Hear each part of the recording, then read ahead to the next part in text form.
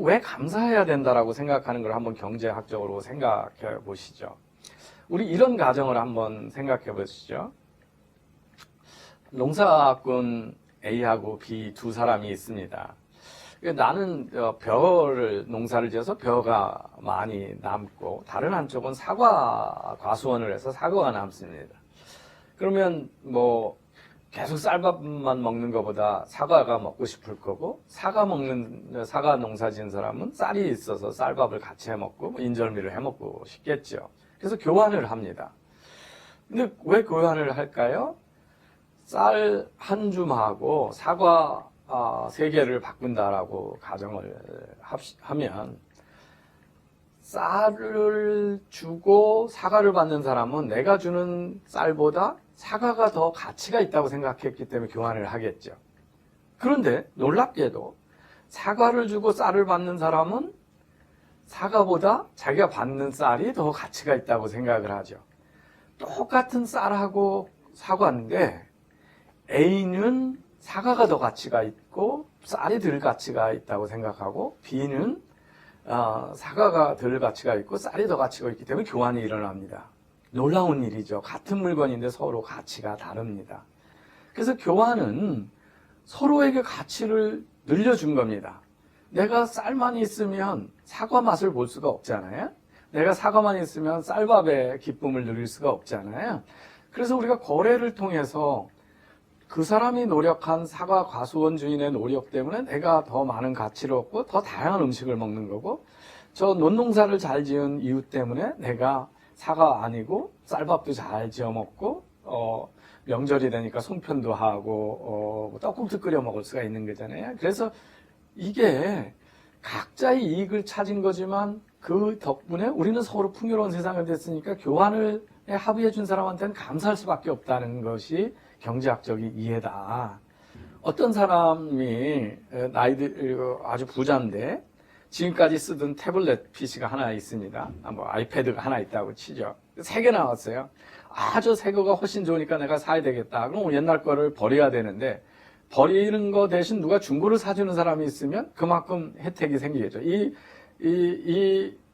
중고 태블릿 PC는 새 거를 사는 사람한테는 아무런 거의 가치가 없는 거였는데 근데 이제 가난한 학생은 내가 책은 살려면 70만 원, 100만 원 줘야 되는데 저 조금 쓰던 거를 10만 원에 사니까 태블릿 PC를 받으면 이 태블릿 PC는 그걸 사는 학생한테는 10만 원보다 가치가 크니까 내가 사는 거고요.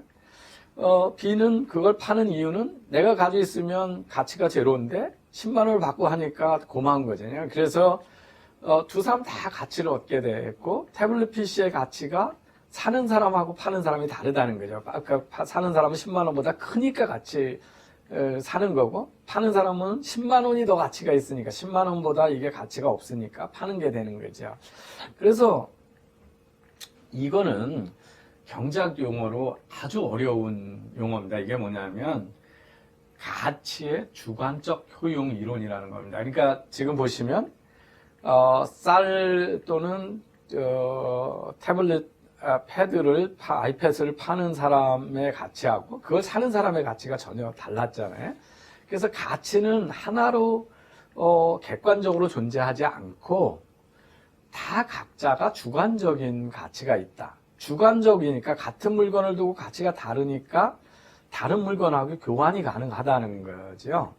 그런데 왜 가치가 달라지냐면 똑같은 물건도 내가 가지고 있을 때 내가 얻을 수 있는 가치가 달라진다는 겁니다. 자, 한계 효용 이론이다. 어떤 재화가 소비하면서 내가 점점 배가 불러지고 그 소비가 되면 그게 남는 거, 잉여 재화는 가치가 떨어진다. 이런 거거든요. 그래서 이렇기 때문에 서로 교환이 일어난다라고 하는 겁니다. 그래서 이 이론은 우리가 이 이론을 받아들이면 시장의 거래가 착취라고 보는 것들은 잘못 이해한다. 시장을 잘못 이해하는 거죠. 자발적인 거래는 기본적으로 서로에게 효용 가치를 높이는 도움이 되기 때문에 거래를 하기 때문에 저 사람이 나의 파트너가 됨으로써 나의 행복감을 높여줄 수 있는 거래가 일어났으니까 제가 저 사람한테 감사해야 되는 거. 그 반대쪽도 마찬가지죠. 버려야 되는 태블릿 PC를 10만 원의 돈을 줬으니까 10만 원을 가지고 내가 원하는 다른 재화를 살 수 있으니까 제가 거래 상대자가 돼준 거가 그 사람한테 고마울 수밖에 없는 거죠. 그래서 우리는 땡큐를 남발해야 된다라고 하는 거죠. 이 주관적 효용 가치 이론은 경제학에서 아주 중요한 패러독스 논쟁이 있었습니다. 뭐냐면 다이아몬드 한 캐럿하고 물 한 병하고 어느 게 더 가치 있냐 이렇게 생각을 해보면 물이 없으면 죽죠. 예, 다이아몬드는 없으면 죽지 않습니다. 그런데 시장에서는 다이아몬드가 훨씬 비싸죠. 왜 다이아몬드가 물하고는 비교할 수 없이 비싸냐?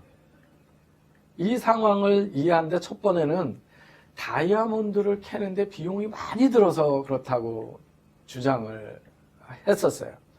그렇게 생각할 수 있죠. 그런데 길 가다 다이아몬드를 하나 주순 사람도 그거 물 한 거하고 바꾸지 않죠. 왜 그럴까요? 다이아몬드가 더 가치 있다고 생각을 합니다. 그 이유는 이게 모든 사람한테 더 유용하지 않다. 물이 훨씬 더 유용할 것 같은데 한계 효용 이론을 보면 물은 자연이 무료로 충분히 주기 때문에 내가 물 한 병을 더 받아봐야 나한테 도움이 되지 않는다는 겁니다. 그래서 물의 한계 효용이 너무 낮다. 이것 때문에 설명이 되는 거죠. 그래서 이 이론은 놀랍게도 인류가 그 머리가 좋아진 게 한 수백만 년이 되지 않았습니까? 그런데도 불구하고 왜 사람들이 시장에서 거래를 하는 근본적인 이유가 뭔가라고 하는 이 가치의 주관적 효용 이론 또는 가치의 한계 효용 이론은 1870년대에서야 발견이 된 겁니다. 그게 이제 여기 그림에 보여드리는 위대한 경제학자들이 발견을 했는데요. 윌리엄 스탠리 제본스라든지 칼 먼거, 그 다음에 레온 월러스라고 하는 사람들이 각자 독립적으로 비슷한 때에 이 이론을 발견을 했습니다.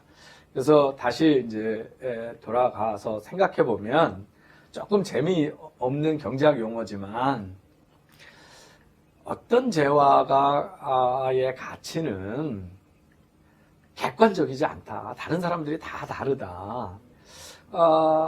그리고 그것은 상품의 본래 특징하고도 관련이 없다. 또 이 상품을 획득하는데, 생산하는데 들어간 노력이나 비용, 원가하고도 상관이 없다. 어떻게 가치가 결정되는 거냐 하면 그 재화를 갖고 싶어 하는 사람들의 주관적인 가치에 의해서 결정이 되는 거다. 그런 겁니다. 그래서 우리가 여기서 잘 생각해야 되는 게 가치하고 가격은 같지 않다는 겁니다. 그러니까 가격은 물론 구성원들의 가치 분포에 의해서 영향을 받지만 가치와 가격은 일치하지 않는다라고 하는 겁니다. 그래서 이걸 이제 경제학적 용어로 가격은 수요와 공급이 결정한다. 그러는데 이제 공급 얘기는 간두고 우리 수요만 생각을 해보면 내가 혼자 이 상품을 갖고 있는데 높은 가격을 받으려면 사고 싶은 사람이 많아야 되고 그 중에서 그 가치를 제일 높게 생각하고 제일 급한 사람이 제일 높은 가격에 사겠죠. 그래서 그것을 우리가 수요 곡선이라고 합니다. 그래서 수요 곡선을 수학적으로 보면 위쪽이 가격이고 가로축이 수량이라고 되는데 수량은 바로 그 어떤 가치를 생각하는 사람에 대한 표현입니다. 그래서 제일 왼쪽서부터 제일 높게 가치를 생각하는 사람을 표시한 게 이제 수요 곡선의 제일 위에고요. 뒤에 가면 그보다는 가치가 작게 생각하는 사람은 나는 요만큼만 주겠어 그러는 것들을 표시하면 그렇게 좌상단에서 우하단까지로 가격이 싸지면 많은 사람이 원하겠죠. 그렇게 해서 수요 곡선은 바로 다양한 가치 분포를 그리는 그림이다 이렇게 이해하시면 되고요. 자, 그래서 왜 감사해야 되느냐? 감사하는 마음이 행복의 전제 조건인데 시장은 내가 필요한 물건, 많은 물건들이 있는데 내가 생산하지 않고 않는데 많은 사람들이 생산하고 교환하려고 하는 사람이 있어서 나의 다양한 풍요로운 수요를 욕심을 충족해 준다라고 하는 인식이면 다른 사람의 존재, 거래를 자유롭게 하는 시장이 감사할 수밖에 없다 하는 거고요. 이건 우리 성경에 데살로니가 전서에 5장 16절부터 18절까지 잘 알려진 거죠. 항상 기뻐하라, 쉬지 말고 기도하라, 범사에 감사하라. 그렇죠. 모든 일에 감사하라고 하는 데는 이런 다른 사람의 존재가, 이웃의 존재가 나를 행복하게 해주는 거래의 상대자라고 하는 경제학적인 지혜가 숨겨 있다라고 하는 겁니다. 여러분, 유치원에 가시면, 유아원이나 유치원에 가면 어린애들은 지가 갖고 있는 그 장난감은 남한테 안 주려고 그러고 남의 거를 막 뺏으려고 그래서 싸우고 울고 불리잖아요.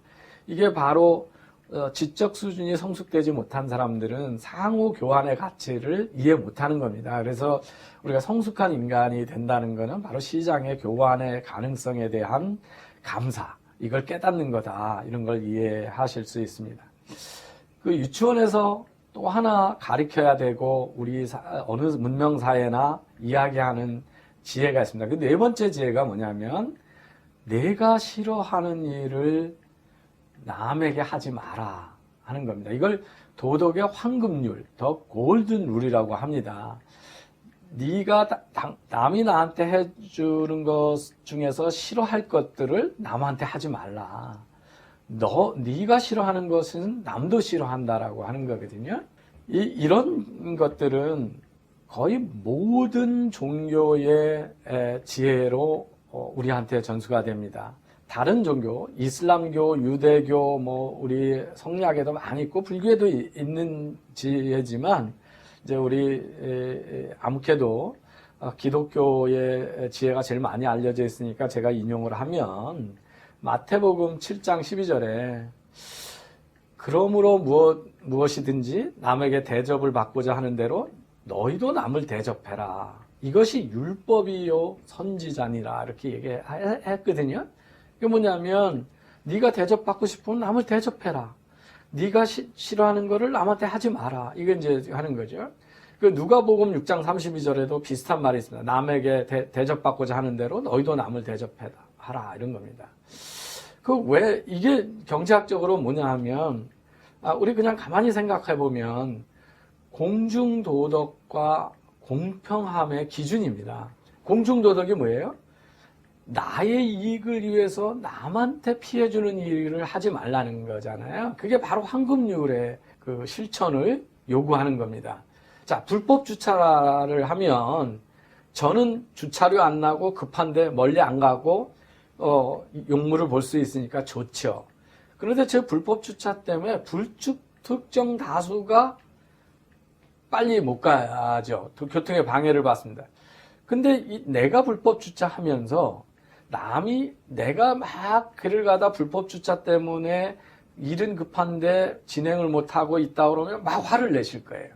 즉 뭐냐면 남이 나한테 하는 거를 싫어하는 것을 내가 한다는 거는 그게 바로 위선이라고 하는 거고 황금률을 지키지 않는 거고 공중도덕을 지키지 않는 거죠. 그래서 이 황금률이 파괴되면 어떻게 되냐면 자율적으로 남한테 피해주는 일들이 자제가 되지 않으면 법이 들어오려고 그러죠. 그래서 공권력이 강해지고 법가주의가 됩니다. 법으로 하고 지키지 않으면 이제 다 처벌하겠다고 그러고 점점점 법전이 두터워지고 경찰이 많아지고 검찰이 많아지고 그렇게 되죠. 그래서 우리가 자율적인 도덕이 결핍된 사회일수록 형사처벌이 많아지고 규제가 많아지고 그러면 자유로운 선택이 어려워지고 창의성이 발휘되지 못하죠. 그래서 자유시장 경제는 황금률이 모든 사람들에 의해서, 대다수에 의해서 잘 실천되는 사회, 도덕적 규범이 법의 규제가 되지 않는 사회가 자유시장 경제가 잘 되는 사회다. 그래서 경제학도 도덕의 학문의 일종이라는 걸 생각하실 수가 있습니다. 경제활동 중에서 무엇이 옳고 무엇이 잘못되신가를 판단하는 기준이 또 경제학의 한 기준이다. 이걸 생각하십니다. 이 교육을 해본 분들이 이런 것들은 말로 되는 게 아니라 부모들이 실천하는 데서 다음 세대가 잘 배우게 되거든요. 우리 사회가 왜 이런 황금률이 지켜지고 도덕률이 지켜지지 않는 규제 사회가 됐냐는 것은 이런 교육을 실천적으로 앞에 세대가 하지 않고 있다라고 하는 거죠. 그래서 특히 교육학에서 보면 엄마들이 훨씬 잘하신다고 그럽니다. 엄마들이 훨씬 더 규범적이고 실천을 잘하고 아빠들은 그러지 않죠. 술 먹고 늦게 들어오면서 너는 공부 잘해라 뭐 이런 짓을 많이 합니다. 그래서 엄마들의 가정교육이 되게 중요하다라는 걸 생각을 합니다. 오늘 이 강의를 마무리하면서 제가 미국에서 경제 인식을 어린애들한테 어떻게 가리키는가에 대한 사례를 조금 소개를 드리겠습니다. 미국은 계절이 바뀔 때마다 자기가 쓰지 않는 중고 물품을 집 앞에 내놓고 이웃 사람들한테 싸게 파는 거러지 세일이라고 그러죠. 우리로 얘기하면 이제 창고 세일 뭐 이렇게 됩니다. 어린애들이 이제 레모네이드 자판을 벌이게 됩니다. 그러면 이제 한 잔에만 한 300원 이렇게 주고 팔지요. 귀엽잖아요? 그런데 놀라운 게 저희 이웃에 이제 거러지 세일에 갔고 저녁에 가까이 있으니까 가서 보고 놀란 게 뭐냐면 저녁에 부모하고 유치원 다니는 어린애들 자식들하고 정산을 한다는 겁니다. 자, 네가 이거 300원 원 쿼러 받고 팔았다. 근데 너 레모네이드 만드는 그 가루는 내가 산 거 아니냐. 그 다음에 얼음 네가 냉장고에서 꺼냈는데 그거 엄마 아빠가 전기세 내서 만드는 얼음인데 넌 그거 무료로 쓰지 않았냐. 그래서 이런저런 거 생각해 보니까 엄마 아빠가 준 그 재료 네가 쓴 재료는 300원 중에 200원이다. 그러면 그 나머지 100원만이 너의 노력의 대가라고 해서 정산을 합니다. 즉 거저 갖는 것은 있을 수 없다. 모든 거는 비용과 혜택이 있는 거고 너는 혜택은 네가 다 가져가고 비용은 부모한테 전가하면 이거는 기업가 정신이 아니라는 거죠. 사업가도 아니에요. 그래서 원가의 개념을 분명히 알고 또 비용을 남한테 전가하지 않고 자기 노력에 대한 대가를 받는 것들이 훌륭한 자유시장 경제의 인간이기도 하고 창업가 정신이기도 하죠. 비슷하게요. 미국의 단독주택을 여기에서 살게 되면 할 일이 많습니다. 아빠들이 매주 잔디도 깎아야 되고요. 가을에 낙엽이 떨어지면 다 치워야 되고 눈이 오면 치워야 됩니다. 아니면 동네에서 난리가 나거든요. 그런데 그러면 이웃집에 고등학생들이 옵니다. 그 잔디 매주 내가 깎아줄 테니까 20불만 주세요. 그래요. 너무 좋잖아요? 그래서 저는 고용을 합니다. 그러면 이 잔디 깎는 기계를 가져가지고 왕 해가지고 젊은 친구가 후닥닥 깎고 가고 저는 20불을 줍니다. 매주. 그런데 그 기계 누가 샀냐면 자기 아버지가 사놓은 거죠. 기름도 아버지가 사는 거죠. 그 20불 받은 거를 다 자기 몫으로 가져가지 않고 또 원가는 아버지한테 주고 정산하는 게 미국 사람들의 자녀 교육입니다.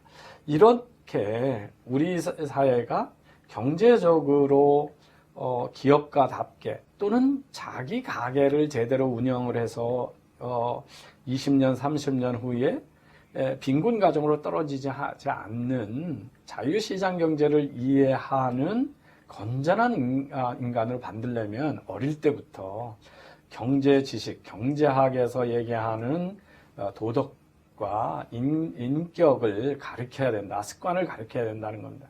여러분 부모들 중에 미국에서 부모의 양육하는 방식 중에 이제 첫 번째가 뭐냐면 방금 얘기했던 잔디 깎는 기계, 로우 모우너죠. 이 잔디 깎는 기계 부모라는 게 있어요. 그게 뭐냐면 잔디 깎는 기계를 밀고 나가면 모든 거 앞에 거 다 자르잖아요. 그래서 애가 앞으로 나가는데 장애가 될 만한 것들을 내가 다 정리해 준다라고 하는 것들이 이제 우리 속에 마마보이, 파파보이를 만드는 거죠. 또 하나가 이제 헬리콥터 부모라는 게 있어요. 애 위에서 계속 떠들고 있다가 필요한 거 있으면 그때그때 내려주는 거예요. 그래서 하는 거고요. 그 다음에 이제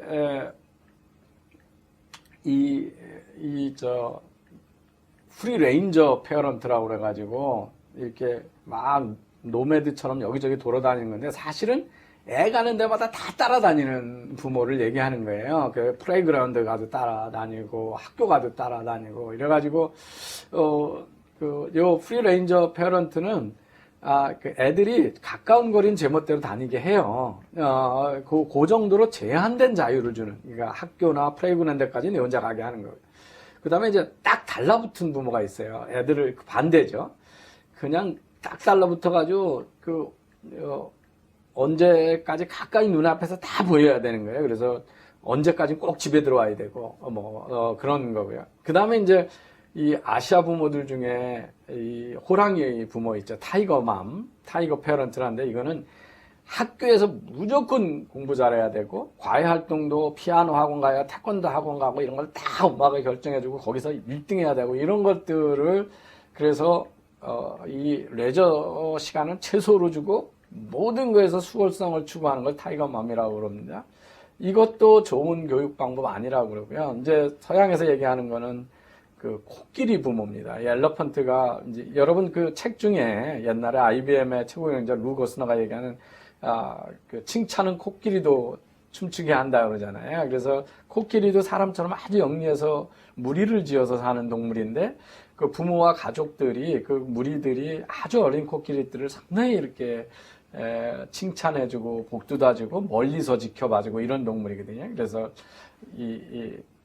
우리 사회가 독립적이고 시장 경제를 믿는 인격체, 자기 삶에 대해서 책임을 지는 걸 되려면 어릴 때부터 이 코끼리 부모가 돼야 된다 이런 이야기를 합니다. 오늘 제가 유치원에서부터 배워야 될 인격의 습관들을 몇 가지 소개를 드렸습니다.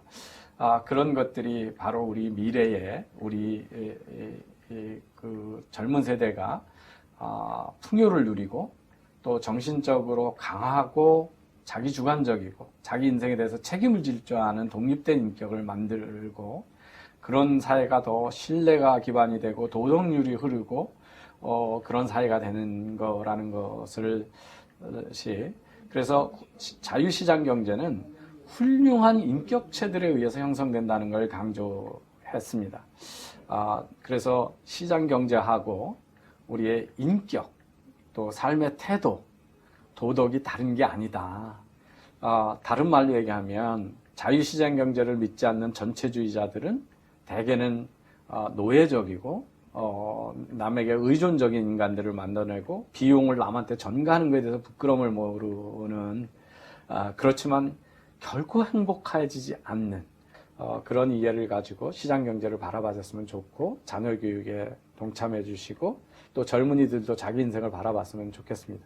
시작할 때 말씀드렸던 것처럼 새로 시작하는 이병태 TV 꼭 구독해 주시고요. 좋아요 눌러 주시고 널리 공유해 주시면 감사하겠습니다. 감사합니다.